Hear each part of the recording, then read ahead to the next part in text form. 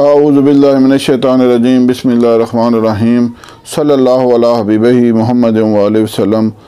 अस्सलामु अलैकुम वरहमतुल्लाहि वबरकातुहू। उम्मीद है कि आप हज़रात खैरियत से होंगे।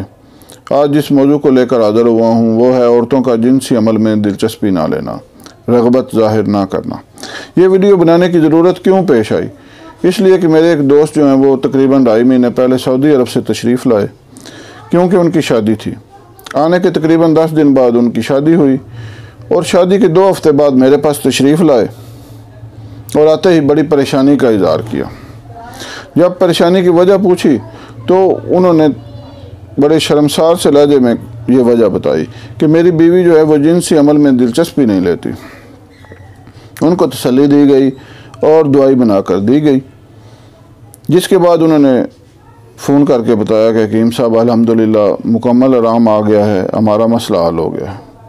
अल्लाह का शुक्र अदा किया और फिर ये सोचा कि ये वीडियो बनाई जाए ताकि इस तरह के जो दूसरे मरीज़ हैं जो शर्म की वजह से हुक्मा से रब्ता नहीं करते, अपना इलाज नहीं करवाते, वो ये वीडियो देखकर अपना इलाज कर सकें और इससे फ़ायदा उठा सकें। तो जिस तरह पहले मैंने अर्ज़ किया है कि जिनसी अमल में औरतों का दिलचस्पी ना लेना के मुतल्लिक़ ये वीडियो है। अलामत तो इसकी नाम से ही ज़ाहिर है कि औरतें जिनसी अमल के दौरान उसमें दिलचस्पी नहीं लेती, जिसकी वजह से जो खामद हज़रात होते हैं वो सख्त उलझन और बेचैनी का शिकार हो जाते हैं। इसकी वजूहात मुतअद्दिद हैं, चंद बयान करने की कोशिश करता हूँ।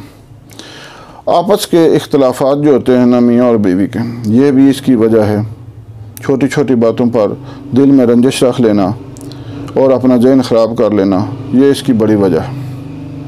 औरत का बहुत ज़्यादा मजहबी होना, ये भी इसकी बड़ी वजह है।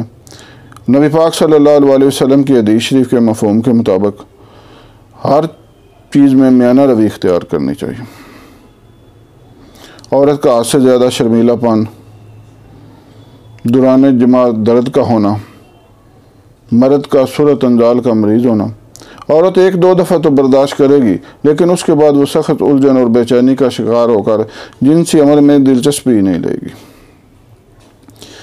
औरत का अपने खामद की शक्ल सूरत का पसंद ना होना, और अगर मर्द अपनी औरत के जज्बात का ख्याल नहीं रखता, उसके मूड का ख्याल नहीं रखता, तो ये भी इसकी बड़ी वजह है। असासे कमतरी या किसी भी वजह से डिप्रेशन का होना, बहुत ज़्यादा मसरूफ़ियत या किसी शदीद बीमारी में मुब्तला होना भी इसकी एक वजह हो सकती है। अपने इल्म के मुताबिक मैंने आपको इसकी मर्ज़ की वजूहात बयान की हैं। अब मैं आता हूँ इसके इलाज की तरफ। अल्हम्दुलिल्लाह इस मर्ज़ का शाफ़ी इलाज है। मैं अपने दवाखाना में अरसा दराज से इस मर्ज़ का इलाज कर रहा हूँ। आज मैं आपको वो नुस्खा बताऊँगा जो मेरा मामूल मतलब है और आज तक किसी को नहीं बताया, लेकिन जब चैनल शुरू किया है तो आपके लिए मैं ये नुस्खा भी बयान करता हूँ। सिर्फ़ एक मामूली सी चीज़ है, दारचीनी।